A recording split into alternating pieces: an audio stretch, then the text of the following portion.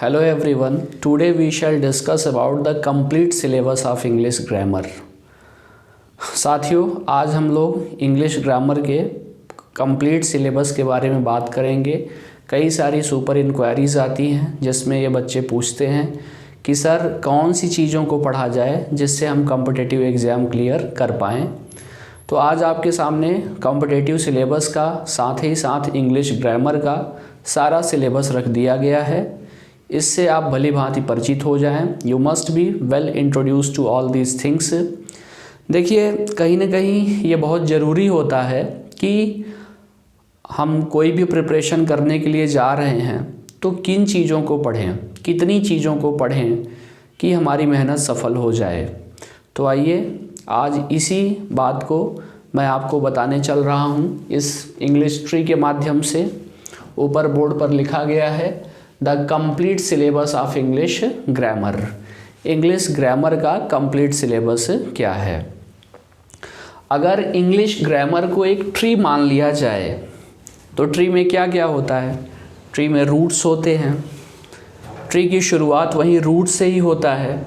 Root से stem आता है यानी कि तना आता है, और तने से फिर क्या आते हैं, ब्रांचेस आते हैं, और ब्रांचेस में फिर पत्तियां लगती हैं और फूल लगते हैं, फल लगते हैं।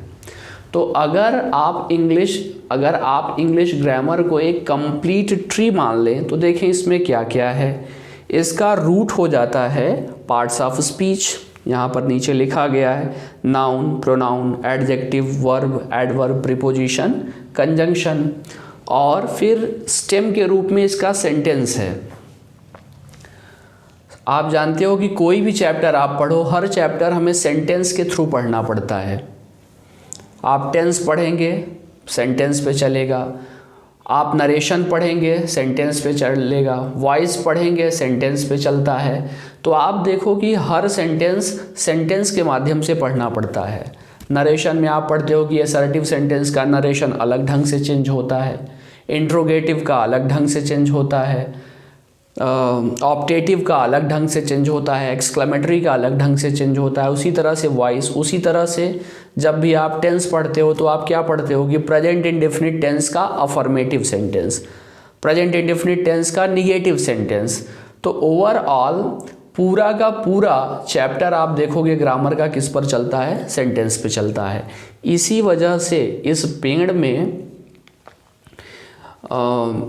तने के रूप में सेंटेंस को दिखाया गया है कि हमारा पूरा जो पेड़ होता है, पूरे ब्रांचेस होते हैं, वो किस पर टिके होते हैं, वे स्टेम पर टिके होते हैं। सारे ब्रांचेस स्टेम पर टिके होते हैं।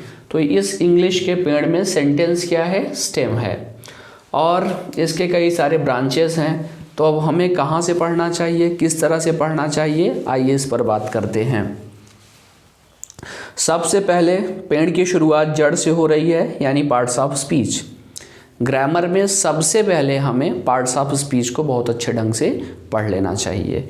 1 by 1 noun, pronoun, adjective, verb, adverb, preposition, conjunctions. उसके बाद सेंटेंस की हमें कंप्लीट स्टडी करना चाहिए। How many kinds of sentences are, कितने तरह के सेंटेंस हैं, how would you identify them, आप कैसे उन्हें पहचानेंगे। और फिर उसके बाद में एक एक चैप्टर बहुत ही केयरफुली पढ़ना चाहिए। सेंटेंस, फिर यूजेस में मॉडल ऑक्सिलरीज वगैरह हैं, इन सब के यूजेस, फिर वॉइस, फिर नरेशन, फिर रीऑर्डरिंग को कंप्लीट में पढ़ने के लिए हमें सब्जेक्ट प्रेडिकेट पढ़ना पड़ता है। तो सब्जेक्ट प्रेडिकेट के माध्यम से आप रीऑर्डरिंग करते हैं। आप देखो किसी भी एग्ज़ाम में रीऑर्डरिंग एक बहुत ही इम्पॉर्टेंट पार्ट होता है। फिर उसके बाद में पंक्चुएशन के भी क्वेश्चंस आते हैं।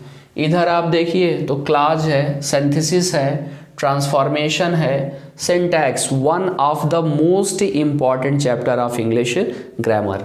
जब हम सिंटैक्स को पढ़ते हैं तो सेंटेंस में कहाँ पर एरर है, एरर किस तरह से सेंटेंस में बन करके आते हैं, ये सारी बातें हम बहुत अच्छे ढंग से समझ जाते हैं सिंटैक्स पढ़ने के बाद।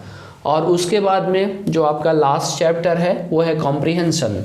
कॉम्प्रिहेंशन में आपको पता होगा कि एक पैसेज आता है पैसेज को हमें बहुत अच्छे ढंग से समझना पड़ता है और उसके बाद में फिर उससे पूछे गए प्रश्नों का जवाब देना पड़ता है। तो अगर एक एक चैप्टर को डिटेल में पढ़ा जाए, शुरुआत से लेकर के अंत तक पढ़ा जाए, तो हमारे सारे कॉन्सेप्ट बहुत अच्छे ढंग से क्लियर हो जाएंगे और हम किसी भी एग्ज़ाम को क्रैक करने में काबिलियत प्राप्त कर सकेंगे, किसी भी एग्ज़ाम को हम बहुत अच्छे ढंग से क्वालिफाई कर पाएंगे। साथ ही साथ इस पेड़ में आप देखिए, आपको लीफ दिखाई पड़ रही होंगी, लीव्स हैं। अब ये पेड़, इंग्लिश ट्री की लीव्स क्या होती है? वोकेबुलरी होती है। वोकेबुलरी में आपका क्या आ जाता है? सिनोनिम्स आ जाता है, एंटोनिम्स आ जाता है, इडियम्स एंड फ्रेजेस आ जाता है, वन वर्ड सब्स्टिट्यूशन आ जाता है। आप ग्रामर को चाहे जितने अच्छे ढंग से पढ़ लें, अगर आपने वोकेबुलरी को कलेक्ट नहीं किया है, वोकेबुलरी को तैयार नहीं किया है, तो आपका ग्रामर कहीं ना कहीं आपको पीछे छोड़ देगा, कहीं ना कहीं आपको असफल बना देगा। ऐसे समझिए कि किसी भी पेड़ की खूबसूरती क्या होता है? उसकी पत्तियां होती हैं। पेड़ में जितने ही अधिक पत्तियों की संख्या होगी, वो पेड़ उतना ही ज़्यादा खूबसूरत लगता है। ठीक उसी तरह से आपका ग्रामर तभी खूबसूरत होगा जब उसमें पत्तियां, दैट मीन्स वोकेबुलरीज की संख्या ज़्यादा होगी।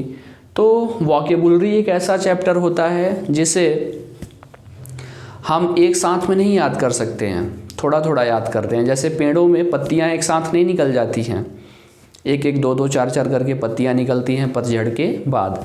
तो उसी तरह से वोकेबुलरी को प्रिपेयर करने के लिए आपको दो दो पाँच पाँच करके इसको पर डे लर्न करते रहना चाहिए। और एक दिन ऐसा आता है जब हमारा वोकैब बहुत अच्छे ढंग से तैयार हो जाता है।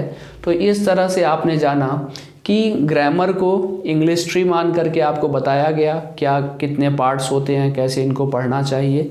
और होप दैट अब आपको सब कुछ बहुत अच्छे ढंग से समझ में आ गया होगा कि ग्रामर की स्टडी आपको किस तरह से करना चाहिए। अगर आपको ये वीडियो पसंद आया हो तो आप हमारे चैनल को लाइक करें, सब्सक्राइब करें और बेल आइकन को ज़रूर दबा दें, जिससे आपको इससे जुड़ी हुई नोटिफिकेशंस मिलता रहे। और ज़्यादा से ज़्यादा शेयर भी करिए।